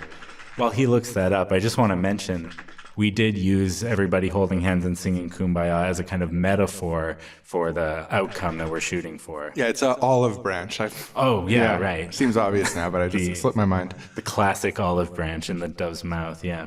Perfect symbol for these talks. So when we were racking our brains on what could fix this, I think one thing, and this is really an important thing, is to have a genuine, neutral process for accountability for documented war crimes. There's a large amount of documented war crimes in the Israel-Palestine conflict. And I will say, there's perhaps a larger scale of war crimes on both sides. There are war crimes on both sides. October 7th had war crimes. Kidnapping of civilians, attacking of innocents is also a war crime. But the blockade, starvation, targeting of civilians, journalists, etc., the list is much longer. I think on the Israeli side, just looking at the list objectively here, and I've got the two lists you can see, those are the ones that we were able to identify as podcasters, and maybe the gap will be closed as the investigation continues with third parties. I doubt it, but everyone who is genuinely guilty of a war crime should face war crime trials. That is just basically, absolutely. Why have war crimes if that's not the case, right? All we're doing is telling, your next big jerk that if you have the right friends, you can do as many war crimes as you like. No, we at the Seriously Wrong podcast don't exactly agree with that, sorry. Yeah, and we're focusing on Israel-Palestine war crimes right now, but The same goes for all countries committing war crimes around the world. Yeah, this is a principle everyone should be held to account. We hope that the United Nations, including the Security Council, adopts this general principle going forward. We're looking at you, every single U.S. president, for the last God knows how long. Next up, we think if there's going to be a lasting peace between these peoples, it's not just enough to punish the most vicious wrongdoers. It's also important that there is a participatory peace process that starts with a Truth and Reconciliation Commission. In order to have reconciliation, first we need truth. So what we want is to have an investigation on what has happened over the last 100+ years. We want to accept the harm that has been done in this conflict. We want everyone to have to face the reality of what this conflict has meant for people in the region. I think if we can get to that truth, we can work towards reconciliation. And this is a model that has been tried in various places. Truth and Reconciliation Commissions are useful in addressing historic wrongs and working to right them. So we think that that is appropriate for this region, again, mediated by neutral third parties. Yeah, the first step to addressing any problem is to have a full accounting of all the aspects of that problem. You can't meaningfully create peace in Israel-Palestine or regarding historical issues of other colonized people, the transatlantic slave trade, the genocide of indigenous people around the world, without a full recognition of what happened, an acknowledgement of it, and not just an acknowledgement of it, but concrete plans and concrete steps made to take reconciliatory action based on that recognition. And finally, the horizon of what we're shooting for. Now, for a long time, the stated goal of pretty much all parties has been what's called a two-state solution, which is an Israeli state and a Palestinian state. Often people who have claimed to want this have acted in ways that are just antithetical to actually achieving that. And there's also some complexity in that the state of Israel goes across the state of Palestine. You know, different sections of Palestine have no connection to each other anymore. And having two floating chunks of a state on other sides of another state, and then if you really want to have two states, then you need to have each having its own military. Or you have to have the subjugation of one to the other, which is obviously not appropriate in a fair settlement or a fair agreement. So we think this process should probably be somewhat agnostic in terms of what the outcome we're looking for is and the different options, and that it's a participatory process that's going to involve consensus building and participation of both Israeli and Palestinian people. But our advice is, the guide that we would provide to this process is that we think that the answer is probably, although it's hard and it's challenging, is a binational one-state solution, which basically means having Israel and Palestine become a pluralist state that has multiple nations within it, that has multiple political bodies within it that are collaborative, have a shared military, and have integration, not total integration, but integration between Jewish and Palestinian people with unique, partially overlapping, partially distinct legal systems and political systems. This was advocated by Edward Said, advocated by a number of prominent critics of the conflict throughout history.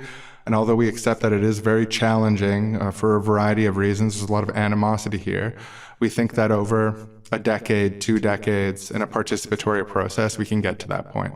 Yeah, we're always looking for ways to square the circle on seriously wrong. And so we just thought two-state solution versus like a lot of the one-state people are like one side should dominate the other. And yeah, it just seemed like a binational single state, not splitting up the military so that you can't have military conflict between the two sides, relegating any disputes that exist between the two groups to more of a legislatural disagreements. And you set things up, obviously, so that neither side can completely dominate the other. There's a level of independence there, but also mutually working together under a single institution. Yeah, it seemed to make sense. Yeah, and we accept this is going to be challenging. We accept that there's many things, like peace is not just a one-time thing, it's an ongoing process. But that is our advice here to the United Nations since we were asked. That's thank you again, by the way. It's such an honor. Yeah, and the paying for the hotels and stuff. I love New York. The first-class flights, too, were amazing. But really, you're a podcaster, you're just sitting in your living room talking to a microphone. People are out there listening and you see comments and stuff sometimes, but you feel like you're talking to the wall sometimes. Yeah. So to get an invite to the United Nations, really. Yeah, when we got that email from the Secretary General, I mean, we were texting each other, we're freaking out. We were like, is this fake? Is this real? It looks like a .gov email address. Seems legit. So yeah, this is just the start of a long and important process, but that is our advice at this time. Yeah, and we're in it for the long term. We'll return for as many of these peace summits as you need. This isn't going to be built in one day, but we do think a solid foundation can be built here today. Thank you, everyone. Thank you.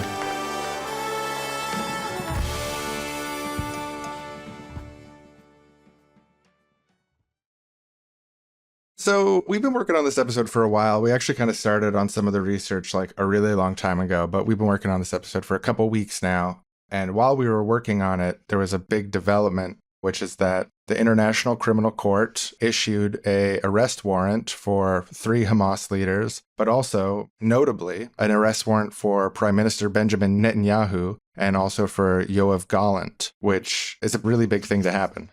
Yeah. In their statement, they said that there was reasonable grounds to believe that Netanyahu and Gallant are responsible for the war crime of starvation as a method of warfare, for the crimes against humanity of murder, persecution, and other inhumane acts, as well as the war crime of intentionally directing an attack against the civilian population. I mean, nailed it, ICC. No, totally nailed it. And, as we've said a couple times in this episode, also holding Hamas responsible for their crimes against humanity and war crimes as well. Yeah, so October 7th was also a day that had war crimes. Killing civilians intentionally is a war crime. ICC says that they killed hundreds of civilians, and taking civilians prisoner is a war crime. The ICC says that they took at least 245 civilians prisoner. They also say there's reasonable grounds to believe that prisoners are being kept in inhumane conditions and that they may have been subjected to sexual violence, which is currently still being investigated. The International Criminal Court has a responsibility to be neutral and to look at things objectively, and that's what they've done here. They say, and the chief prosecutor at the ICC says, now more than ever, we must collectively demonstrate that international humanitarian law, the foundational baseline for human conduct during conflict, applies to all individuals and applies equally across the situations addressed by my office and the court. This is how we prove tangibly that the lives of all human beings have equal value. Obviously, I think it's really unlikely Netanyahu and Gallant are going to actually be arrested. Hope springs eternal. It's not impossible. I mean, there's 124 signatories of what's called the Rome Statute. All of those countries are legally required by being a signatory of the Rome Statute to arrest either these Hamas leaders or Netanyahu or Gallant if they come into their country. But really, this is going to be kind of the test, I think, of the International Criminal Court and how, Putin was charged by the criminal court, I think, last year, and he's responded to that by not traveling to any of these countries that have legal responsibility to arrest him. So it's assumed that Netanyahu and Gallant will do the same thing. But yeah, I think if these countries collectively decided to enforce this in an unequal way, it would be really bad for international law on war crimes. A lot of us have been saying, these guys need to go to The Hague for this. This is not right. This is war crimes. This is crimes against humanity. And I think it really shows the integrity of the ICC that they have brought this forward. I think there is reason to be worried it won't be fully enforced. My sincere hope is that it will.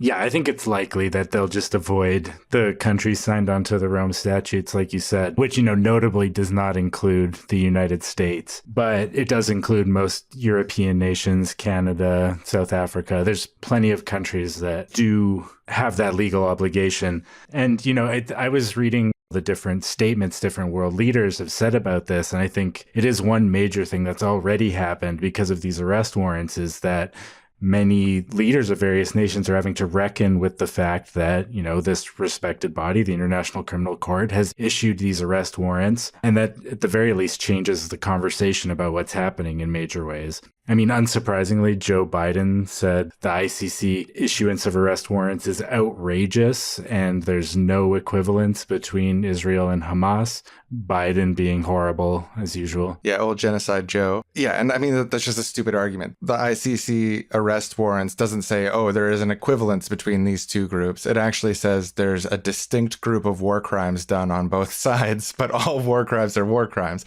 So like this concept of like, in order to hold Israeli politicians accountable for willfully directing starvation and willfully attacking civilians, one needs to also be saying that they are the same as Hamas. It's just kind of weird.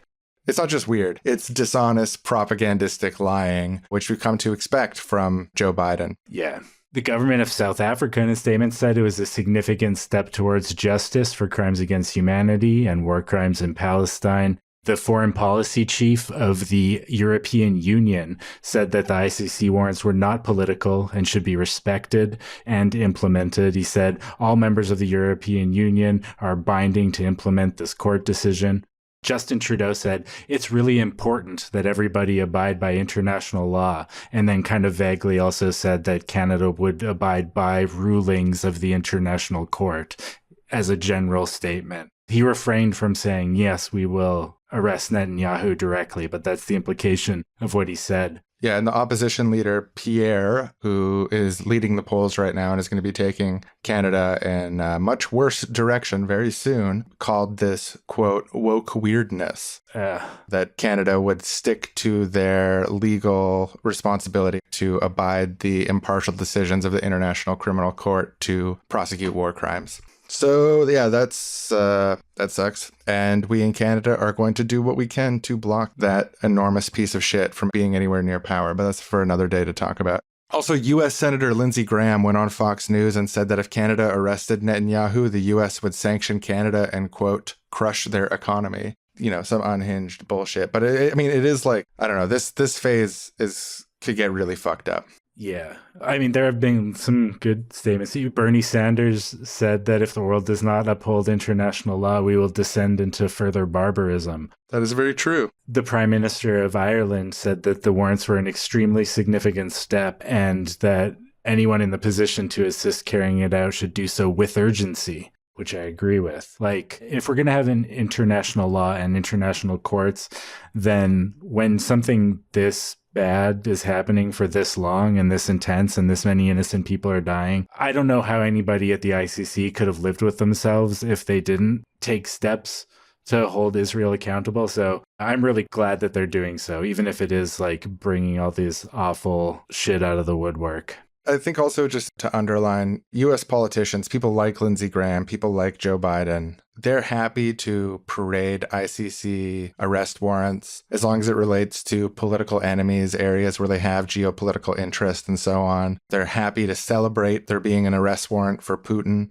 But then when their ally has an arrest warrant for good reason, they start to politicize and attack it. And I think like larger to understanding why the U.S. commits to spreading active disinformation about what's happening over there, why they are this faithful ally to Israel despite all of this, and why they make public claims they're working for a ceasefire, and then they go into the United Nations and then they veto a resolution that everyone else votes for to command a ceasefire from the United Nations. The reason for that is because the United States is pursuing a strategy of Israel that's based on what they perceive as their geostrategic interest in a way that is unethical and brutal. And that this rejection of the ICC warrants is an extension of that. And they're not working tirelessly for a ceasefire. If Harris had been elected, they would not be working for a ceasefire. And it's a brutal moral travesty. And it's something that's important that people continue to speak out against in a measured but fiercely ethically grounded way. Yeah, it is a moral travesty. And we've gone into excruciating detail on this episode on just what a moral travesty it is. And I think one of the major lenses or principles that I have for looking at situations like this is thinking about who here actually has the power to change things, who here has the power to make this stop. And in this situation, you know, there's a few people we can point to, but the most obvious one is the state of Israel, the government and the people who are controlling it. they are the people with the most amount of power in this situation to stop what's happening. And it is my opinion that it is the responsibility of all people in power to be benevolent with that power. And not only has Israel not been benevolent with their power, not only have they gone far beyond anything that could reasonably be called self-defense. If we wanted to talk about assigning moral responsibility and whose fault this is for what's currently happening, you have to look at who's in power here and who is shirking their duty to use that power benevolently. And I think Israel, the state of Israel, and the people making decisions there have a lot to answer for. Yeah, and that doesn't mean that the political leaders of Hamas have no responsibility for the things that they choose to do and that there's no ethical weighing in on that or anything like that. But it is definitely the case that when you have such a massive gap in power and ability, you have such a massive gap in terms of international support, when you have total land, air, water, intelligence dominance, that you control the flow of food and water and energy to their civilian population. The ethical responsibility lies most heavily with you. Like, I did a kind of a quick calculation in terms of civilian casualties here. If we wanted to be proportionate to the amount of civilian casualties on both sides in this episode, we should be talking about October 7th for about 3 minutes out of this 2-hour plus episode. The scale here of devastation on both sides, there is no comparison in terms of scale. In terms of how it affects people in their lives when people that they love are taken from them, every individual who has people in their lives taken from them from a war like this, and whether that is family, friends, and especially children, every individual has a right to mourn, a right to feel that full weight of that violence. And I hate to think that anything that I would ever say could imply otherwise, or that people could feel that I don't care about anyone who's affected by that. Anyone who sees people that you love being taken away as hostages or killed in any way, it's absolutely a travesty. Everyone should absolutely be held accountable for their parts in this kind of stuff. But when you have such a big power difference, and when you have such a big difference in impact to people who have permanently lost their homes, have been permanently displaced, who are facing disease, they're facing starvation, and the Western world is lining up and providing arms and support to the people who are destroying them, like, we have to recognize that inequality. So yeah, this has been the Seriously Wrong podcast. A few people told us they wanted to hear us talk about this, and we felt ready to do so. We're going to talk about like boners or something next week. Yeah, we're going to need a bit of a palate cleanser after this one. It's important stuff, but rough stuff to research and to talk about. We do appreciate you listening, though, and we appreciate all of you going out there and doing whatever you can to speak out against what's happening. Yeah, and at the risk of sounding trite, do challenge anti-Palestinian racism and anti-Arab racism when you see it. Challenge anti-Semitism and speak out for, I feel like such a loser saying this, speak out for peace. Like, it's horrible. It's really horrible. I mean, we've always been pro world peace on the show, and it's okay to sound like a loser sometimes. And in situations like this, it almost feels even more trite to be saying it, but it's probably in some ways even more important that, like, this is why world peace is a actual important goal that people should be shooting for, because of shit like this, because it needs to stop. And we'll have sources in the descriptions for stuff that we talked about today. We'll also have corrections in the description. If there's anything that we missed or got wrong, please do let us know. We'll make sure that's reflected in our notes document. And thanks for listening. See you next time. My theories are wrong, seriously wrong. How can you be so seriously wrong? I know you since I was born. Now I regret it all. Think I can parlay with someone who will say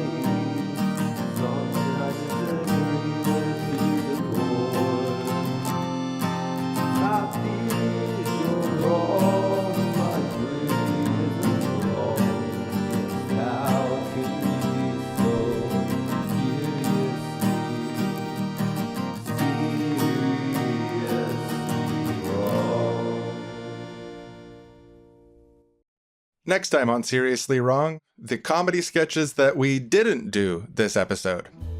You know, Seriously Wrong, it's a comedy show. We do a lot of brainstorming. We do a lot of thinking about, like, here's some sketches we should do. And obviously, you don't always do all of them. Sometimes you just don't have enough time. Sometimes, don't seem right for the episode. Sometimes you're like, oh, this is a touchy subject, and maybe it would be hard to do this one in a way that the target of the irony would be clear. Especially when you're dealing in a really serious subject matter. Yeah. That's also really current.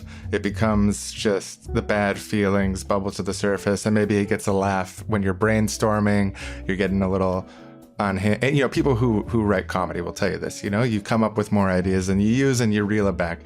And there were some ideas that we didn't end up going with, and we're just going to briefly share some of them and why we didn't do them. Yeah, so one sketch we had in mind was a character keeping somebody locked in their basement, kind of like imprisoning them as a kidnapping. And then this character doesn't understand why the person is so mad. They're like, oh, how am I ever going to let them out of the basement when they're so mad at me all the time? I don't understand why they're mad. I'm just keeping them locked in this basement. Yeah, I'm controlling all their food and water, their energy, and but they keep attacking me, and then I have to attack them back. And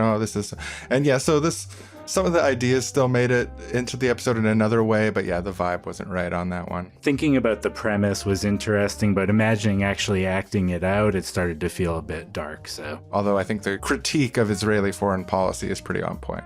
Another one that we didn't do was we were going to do an ad for a Republican super PAC called Anti-Semites for Israel. And yeah, this one, I think we probably could have got away with this and done it in the right way, but we didn't have enough time. And it also it's weird enacting out the boundaries of where you enact out something like anti-Semitism, especially in a time where I think people are genuinely...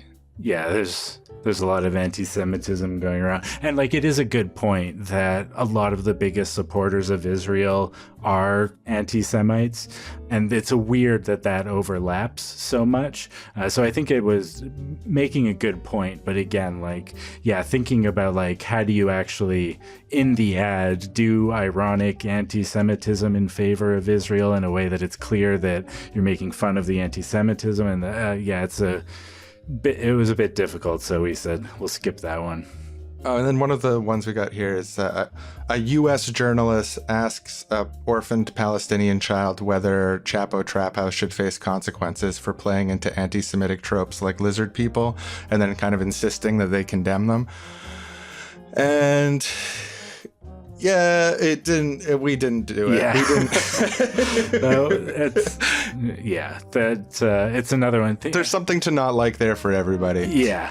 Another one we had was scrappy little Israel surrounded on all sides, fighting back against all these mean people. It's kind of the way they play it off sometimes, like this little downtrodden Israel, like this scrappy little guy. We ended up talking about this in the objection section, this narrative, but yeah, we're gonna do it kind of as a fake ad for a bad concept kind of thing, but didn't feel like it was right. Another one that we didn't do, and this one I do actually really like this idea in a comedy writing sense, in the way that it intersects some unexpected things. The idea was basically Hamas insurgents go to the music festival and they take MDMA, and they, as a result, they want to try to give peace a chance. And it's just too, what happened at that music festival, it's just too horrible it's too current, and but the MDMA music festival Hamas attack intersection, it's still, the premise does still sort of make me laugh, but it's just, yeah, it's a hard one to act out. There's we can walk tightropes on this show, but some tightropes are just threads. It's gonna snap as you try and go out on it. Yeah, no, and there's some times that we've tried to do stuff like this in the past, and it just sometimes it haunts me. I'm like, did we really nail that? Yeah, you want to nail it, and if you don't know you're going to, then it's best to not sometimes. Yeah, and I've got a few more sketch ideas here, kind of rough outlines, which I'm not going to read out because I think... even sharing the premises... let's just say there's a good reason that we didn't do them. Brainstorming is important in writing, but maybe down the road we'll do the sketches we didn't include and the sketches we didn't include sketch.